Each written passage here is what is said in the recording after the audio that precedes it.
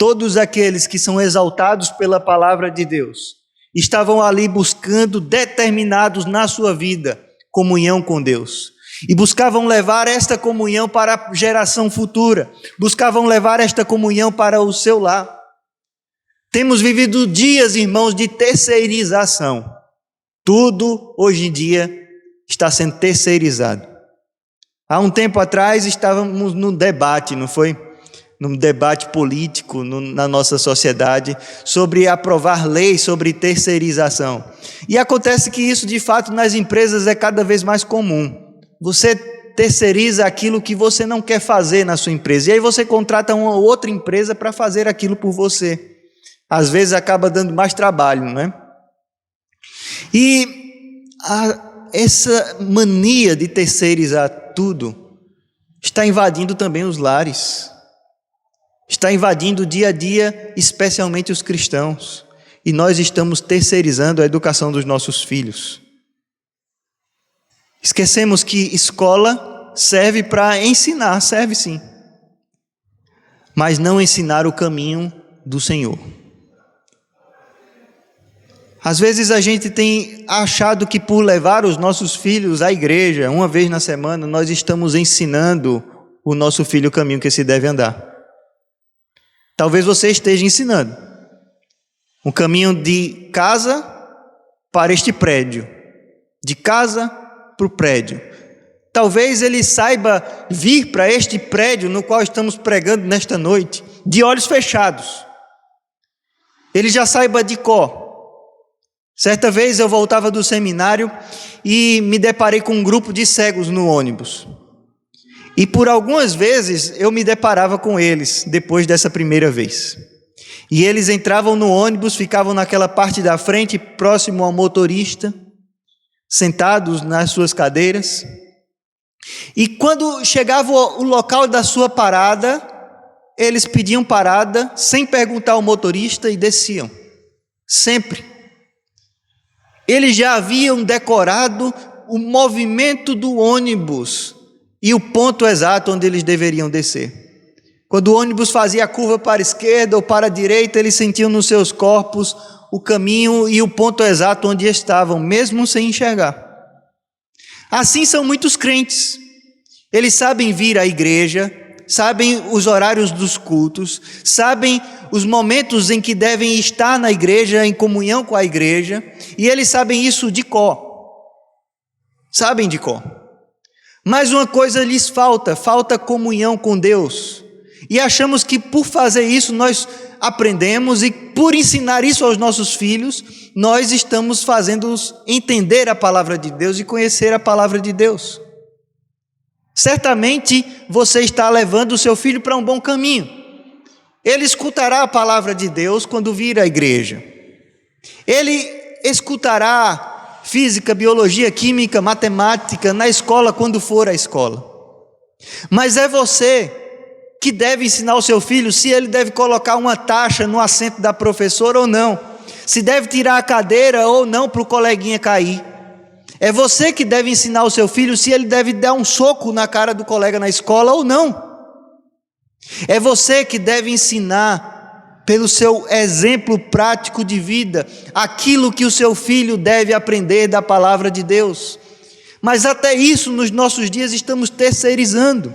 Terceirizando de que forma? Você vem com os seus filhos para a igreja, traz os seus filhos, e ali você quer estar atento ao culto. E o que você faz? Você terceiriza a educação do seu filho, colocando para a professora da escola dominical ou professor da escola dominical aquela responsabilidade que deveria ser sua.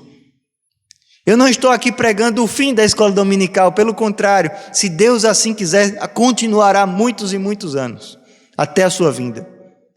Mas entendam, o papel do professor é ensinar aqui no domingo, mas o papel de ensinar o seu filho é seu, não de outro. O seu filho é chamado a aprender de você, segundo a palavra de Deus, não de outra pessoa. Você é chamado por Deus a observar aquilo que o seu filho faz Enquanto ele estiver debaixo da sua responsabilidade, você é chamado para observar aquilo que ele faz em casa, na escola, na igreja. E não chegar na igreja e soltá-lo para que os professores de escola dominical tomem conta ou algum outro irmão. E não chegar na escola e dizer: estou livre do meu filho agora por algumas horas.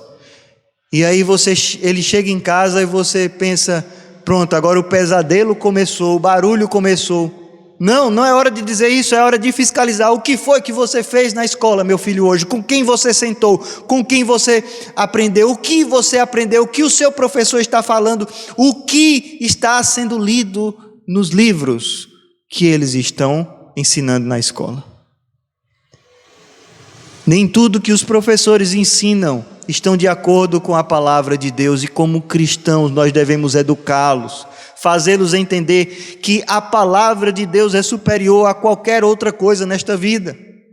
Deus prezou acima de todas as coisas o seu nome e a sua palavra, então ela está acima de todas as coisas. Não podemos aceitar que a escola adentre no nível religioso ao ponto de distorcer a palavra de Deus.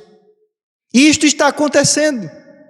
Está acontecendo nas aulas de biologia, nas aulas de português, até em aulas de exatas, por incrível que pareça. Veja a prova do Enem, por exemplo, de anos anteriores. Perceba, as provas de matemática dos antigos vestibulares eram questões bem simples. Por exemplo, 1 mais 1 igual a 2, calcule a raiz quadrada de tal, dê o log de tal, ache o log tal, e pronto. Agora não, as provas de química, de biologia, de física, que são ciências exatas, estão agora recheadas de textos enormes, que contam casos homossexuais, que contam casos de aborto, e passa ali um lado sentimental da coisa para aparentar ao seu filho que aquilo é certo. Como pai, você tem a responsabilidade de aprender estas coisas, de ver o que o seu filho está vendo e ensiná-lo o caminho correto. Você tem a responsabilidade de perguntar a ele em casa o que foi que o pastor ensinou. Você tem a responsabilidade de perguntar ao seu filho em casa: o que foi que você aprendeu hoje na escola dominical? Porque os professores de escola dominical e os pastores e presbíteros e diáconos não são infalíveis. Eles podem errar. E se errarem, devem ser chamados à atenção por isso. Para isso existem os presbíteros, e para isso os irmãos têm acesso tanto aos presbíteros, tanto aos pastores. E podem dizer: pastor, não concordo com aquilo que você disse. E aí a gente vai ver qual dos lados está correto de acordo com a palavra de Deus.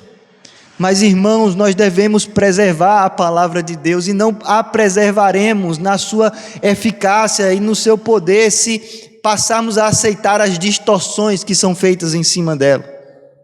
Se passarmos a aceitar e, feito lagartixa, dizer sim para tudo o que o pastor diz, o que a escola dominical diz, o que o seu líder religioso diz, o que o seu professor de escola diz. Você é chamado, crente, a ler a palavra de Deus, e você é chamado a passar esta palavra para a geração futura, para os seus filhos. Ensina a criança no caminho que se deve andar, e ainda quando for velha, ela não se desviará dele.